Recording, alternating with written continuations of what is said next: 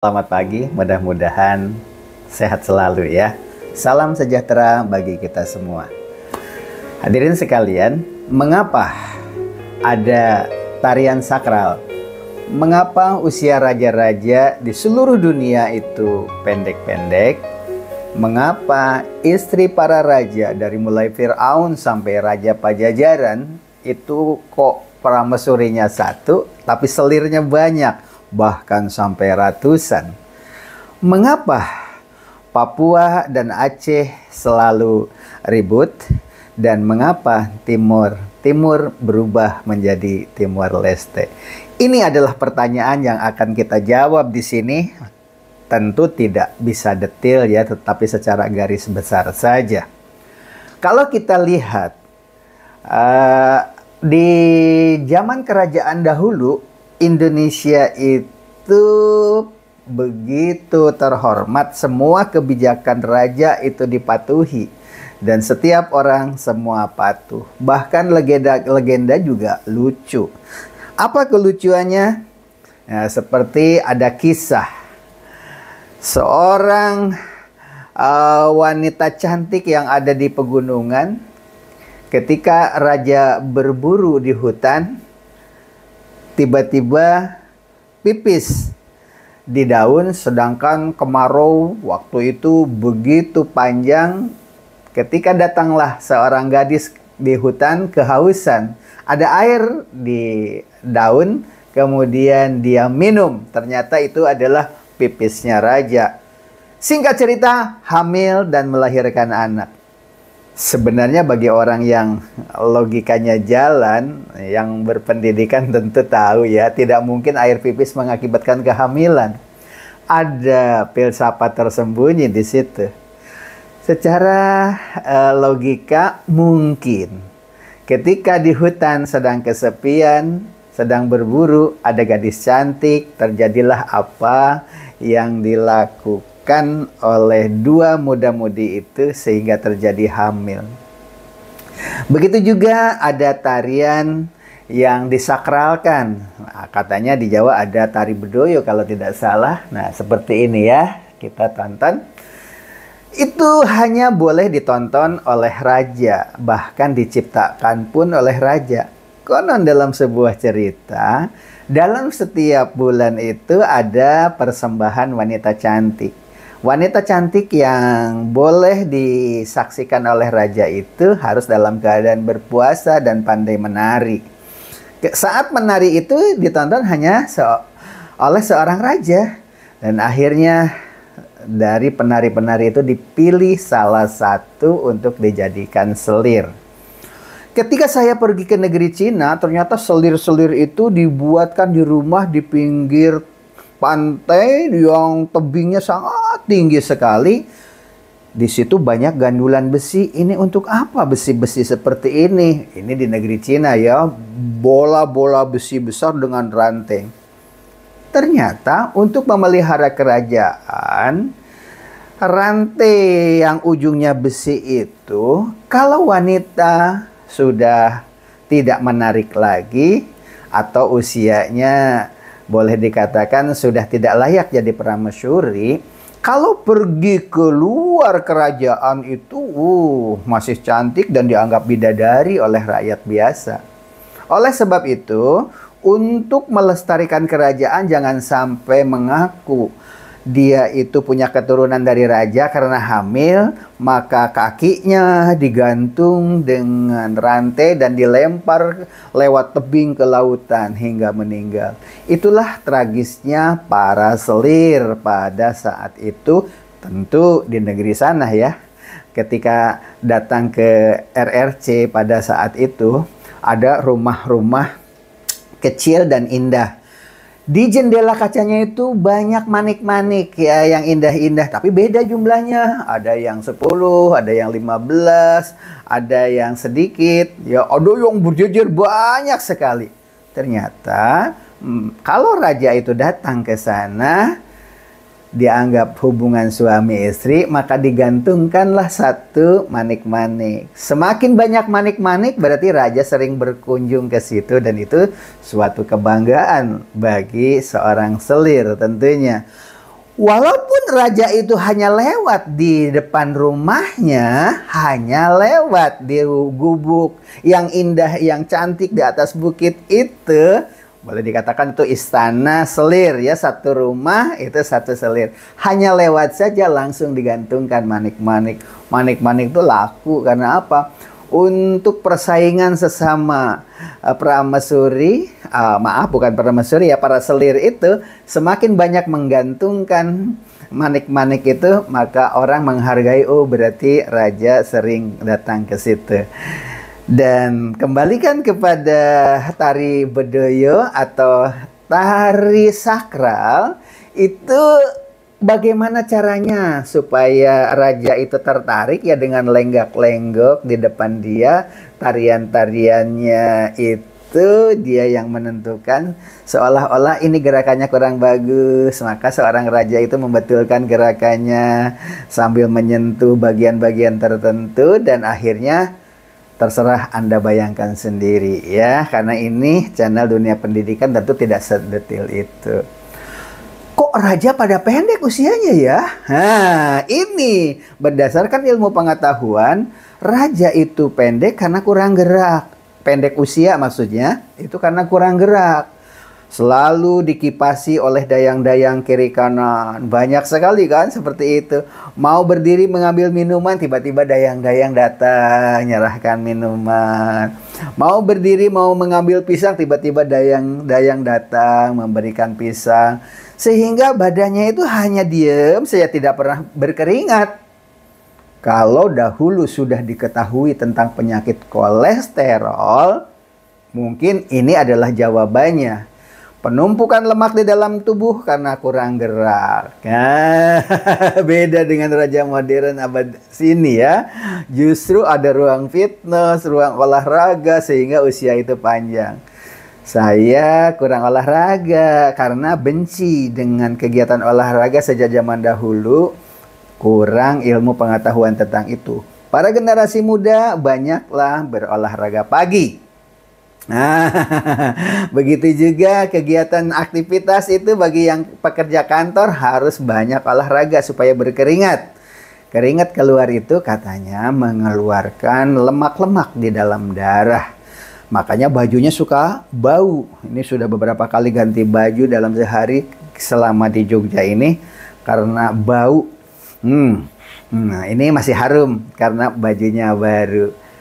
Kenapa Timor Leste merubah nama jadi Timor Timur? Karena memerdekakan diri. Konon memerdekakan diri itu karena ulah-ulah preman. Menurut Tentara Nasional Indonesia yang baru pulang dari Timor Timur pada saat itu, di dataran Sunda itu, ngobrol-ngobrol dengan orang yang baru pulang dari Timur Timur, sedih katanya menurut TNI yang baru pulang itu. Karena apa? Karena membuat jalan itu anggaran dari pemerintah pusat itu digelontorkan. Tetapi begitu sampai di lokasi itu rakyat disuruh bekerja, dijanjikan, diiming-iming mau dibayar. Setelah jalan jadi, rakyat tidak dibayar, akhirnya menjadi pemberontak. Mungkin itu juga yang terjadi di Papua. Otonomi yang diberikan itu, uang itu ada, tetapi mungkin tidak semuanya dinikmati oleh rakyat. Nah, rakyat-rakyat segelintir itu yang tidak kecipratan akhirnya membentuk kekuatan dan melawan pemerintah yang sah di pusat. Padahal uang itu ada di daerahnya masing-masing. Misalkan seperti itu. Walaupun banyak pemerintah daerah itu yang benar-benar terbuka ke rakyat sampai membagikan uang pun itu dijejerkan, nih uang sekian silahkan bagikan. Pernah terjadi ada di YouTube maupun TikTok. Tetapi itu kan tidak semua seperti itu. Nah, ketika di Papua juga, di Aceh juga pernah kan ada pemerintah daerahnya yang terpaksa berurusan dengan KPK. Di Papua juga sama. Dan itu bisa mempengaruhi pengikutnya. Gimana caranya supaya berontak, dan masih banyak lagi. Lagi-lagi sekarang di Lampung. Oh, Arya begitu mudah ya memprovokasi, dan nilai positifnya juga banyak. Pak Jokowi datang loh ke Lampung. Yang lucunya lagi, jalan yang sudah berkubang-kubang itu disulap menjadi tidak berlubang. Tapi Pak Jokowi ternyata melewati jalan yang berbeda. Begitu, dan akhirnya Pak Jokowi mengambil keputusan untuk diambil alih oleh pemerintah pusat dengan angka yang spektakuler. Apakah Arya diam? Tidak. Justru Pak Jokowi yang dikritik karena sudah mau pensiun. Katanya jabatannya nanti akan selesai, dan selesai pula kebijakan itu. Lagi-lagi digoreng oleh rakyat netizen lain. Katanya Pak Jokowi itu sudah banyak janji-janji, dari mulai mobil SMK dan sebagainya. Itu kan masalah perpolitikan. Tidak ada SMK, kan ada mobil Pindad. Maung, bukan cuma mobil loh, bahkan tank baja juga lahir buatan Pindad. Namanya Maung loh. Apa sih Maung? Maung itu adalah manusia unggul. Singkatan, bukan maung dalam pengertian bahasa harimau ya. Harimau di Bandung itu di Sunda kan namanya maung atau macan gitu kan. Tapi ini maung itu singkatan manusia unggul. Mobil SMK tidak ada ya, ada produk mobil, diantaranya adalah mobil dari Pindad bernama Maung. Bahkan Pindad juga mengeluarkan drone dalam ukuran yang bisa mengangkat bom. Jadi perang tanpa tentara, bisa ngebom di mana-mana hanya mempergunakan drone. Di channel Baglo Gupuk Apung ini kita sudah membahas tentang drone ya. Dan di Indonesia itu ternyata ada 2 produk. Pindad juga mengeluarkan drone-drone kecil untuk memata-matai tentara musuh, termasuk mungkin di Papua juga sama. Jadi jangan terlalu banyak menyalahkan tentara GAM, tentara OPM, kemudian sampai Timur Timur berubah menjadi Timor Leste. Itu sebenarnya ada oknum-oknum di lokasi tersebut yang mengkhianati pemerintah pusat, begitu Arya. Yang perlu dibenahi, silahkan dikritik, tetapi jangan membabi buta ya. Kalau ada nilai-nilai positif diangkat juga. Kembali ke zaman kerajaan dulu. Di zaman kerajaan itu pemimpin itu, pemerintah itu dihormati. Sampai memperkosa pun di dalam legenda tidak dikatakan memerkosa, tetapi gadis cantik dari desa meminum air seni yang dianggap itu adalah air hujan. Akhirnya hamil, padahal konon itu adalah pemerkosaan. Dan masih banyak cerita-cerita lain bahwa zaman dahulu itu pemerintah itu kenapa kuat? Karena pemerintah itu otoriter. Pemerintah itu punya kebijakan yang luar biasa tanpa batas, sehingga negara itu bisa aman. Tapi di negara demokrasi, kritikan seperti Arya di Lampung itu bebas ya.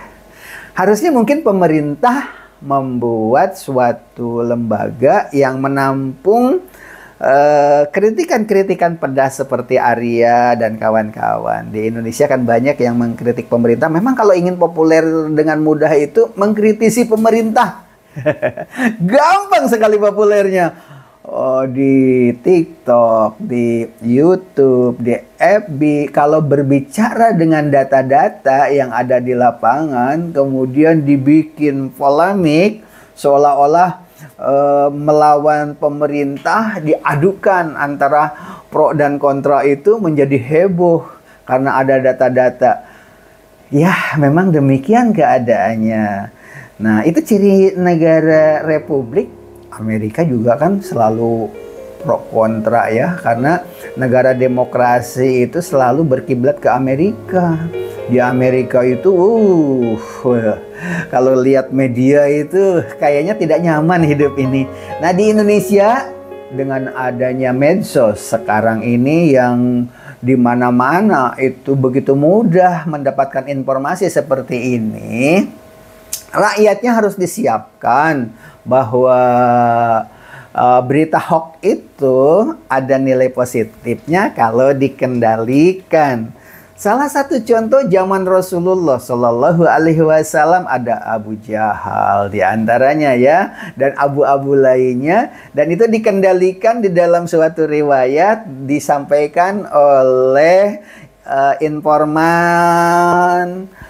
informan lewat dakwah di masjid, ceritakan apa itu Abu Lahab, Abu Jahal itu sehingga populer. Nah, Timor Leste juga waktu itu kelompoknya Pak Sanana Gusmao itu terus memprovokasi rakyat pada saat itu berdasarkan fakta-fakta yang ada seperti cerita TNI tadi di antaranya. Dan itu memang realita seperti itu, padahal pemerintah pusat perhatiannya ke Timur Timur pada saat itu luar biasa. Yang provinsi lain itu terabaikan pada saat itu. Semua keuangan digelontorkan ke Timur Timur. Di Timur Timurnya sendiri terjadi peristiwa seperti itu. Rakyat jelata banyak yang terprovokasi. Wajar kalau sekarang di Timor Leste banyak yang menyesal. Tapi ya demikian keadaannya. Oleh sebab itu di provinsi-provinsi lain jangan lupa perlu juga ada cek fakta ya, apakah berita ini benar dan tidak. Nah, dengan cek fakta ini mudah-mudahan pemberitaan itu imbang, dan pemerintah juga di daerah-daerah dan di pusat itu harus ada lembaga tersendiri kayaknya untuk meluruskan berita seperti itu. Hadirin sekalian, tadi kita sudah mengatakan akan membahas mengapa Papua dengan Aceh selalu ada pemberontak, mengapa Timur Timur berubah menjadi Timor Leste, mengapa raja-raja itu usianya pendek, mengapa ada tarian sakral. Tampaknya sudah terjawab semua ya. Tapi kalau ada yang salah dari ucapan ini kan namanya juga sarapan pagi nih. Tulis di ruang komentar. Mohon maaf, ini pasti banyak yang mengkritisi seperti channel-channel sebelumnya. Banyak sekali yang pro dan kontra ya. Yang kontra itu akhirnya menulis dan dihapus tulisannya tuh. Jangan dihapus lah, nggak apa-apa. Ditulis di situ pasti akan diupayakan untuk dijawab. Kita dialog, dan kalau ternyata itu benar-benar keliru ya nanti kita bikin konten berikutnya untuk meluruskan. Lagi-lagi Timor Leste melepaskan diri dan sekarang banyak rakyat yang menyesal. Itu sesungguhnya dinamika. Ketika sekarang orang Timor Leste ada yang mengatakan seperti itu, atau dari media lain di medsos ada yang mengatakan ingin kembali berintegrasi dengan Indonesia, komentarnya miring sekali dari rakyat Indonesia. Jangan khawatir, jangan terlalu dibikin hati gundah, karena rakyat Indonesia itu kan penduduknya 270. Jadi yang komentarnya yang sakit hati tentang lepasnya Timur menjadi Timor Leste itu ya lebih banyak yang berkomentar negatif kalau ingin kembali ke pangkuan NKRI. Padahal banyak di NKRI itu hampir 70% lebih lah memaafkan karena kondisinya memang demikian. Jangankan di Timur Timur, di Indonesia yang sekarang masih bersatu saja, itu peristiwa-peristiwa masa lampau seperti di zaman penjajahan dulu. Kita kan sekarang tanam paksa. Tapi kalau dibaca di buku sejarah ternyata pemerintahan Hindia Belanda juga sebenarnya tidak tanam paksa tapi digaji itu. Hanya gajinya itu tidak sampai ke para buruh begitu. Oleh penguasa-penguasa tertentu disembunyikan dan rakyat dianggap sebagai pekerja yang tidak dibayar, padahal dibayar oleh pemerintahannya. Nah, akibatnya apa? Ketika rakyat berontak, mereka menjadi pemimpin pasukan pemberontak bahwa pemerintah pusat itu seperti ini, begitu. Rakyat terbakar karena merasa teraniaya. Doa orang teraniaya, padahal orang yang menganiayanya itu kadang-kadang ada di sekitar kita. Uang dari pusat itu cair, tetapi tidak sampai. Seperti yang dikatakan tentara Indonesia yang baru pulang dari Timur-Timur itu, ketika sholat bareng berjamaah, waktu itu dia cerita sambil meneteskan air mata. Tentara Siliwangi dari Jawa Barat itu kan begitu kental dengan nilai-nilai religinya ya, rata-rata dari pesantrenan jadi tentara. Kenapa menangis? Ya kita susah katanya. Karena yang namanya nasionalis kita itu datang dari suku-suku bersatu di situ. Oh, tentaranya disiplin memang. Tetapi ada hal-hal yang menyakitkan, dijanjikan kepada rakyat untuk membuat jalan, nanti dibayar, jalan selesai tidak dibayar karena apa? Pergantian tentara. Tentara datang, ganti yang baru. Tentara datang lagi, ganti yang baru. Begitu jadi janji-janji tentara yang datang. Konon ceritanya seperti itu. Tulus bahwa mereka itu akan membayar kalau memang tugasnya belum selesai. Tapi begitu selesai, tentara baru kan tidak tahu dengan janji-janji sebelumnya. Begitu, salah satu sebagai gambaran saja ini. Menurut cerita konon pada saat itu, habis sholat ceritanya begitu. Oleh sebab itu, untuk pengkritik pemerintah, seperti Arya di Lampung, lanjutkan. Dan pemerintah juga harus membuat lembaga yang selalu memberikan jawaban-jawaban yang memuaskan oleh lembaga tersebut. Sebab kritikan itu kayaknya dengan keberhasilan Arya itu banyak yang terpancing juga. Yang lain itu ingin melakukan hal yang sama demi viral. Cari subscribe kan susah. Dengan adanya viral begitu, YouTube-nya, medsosnya itu menjadi melambung, menjadi selebritis dadakan. Nah, oleh sebab itu, bagi anak-anak, remaja, ini channel kan untuk pendidikan ya. Untuk apa sih melambung nama secara tiba-tiba, setelah itu tidak berprestasi. Yang eksis itu adalah merintis dari bawah sedikit-sedikit dengan prestasinya, dengan kualitas diri, sehingga sampai di puncak itu stabil. Tapi kalau melejit dalam waktu singkat, tenggelamnya juga cepat. Apa artinya? Oke, selamat berkarya. Terima kasih kepada Anda semua yang sudah menyaksikan channel ini. Bye!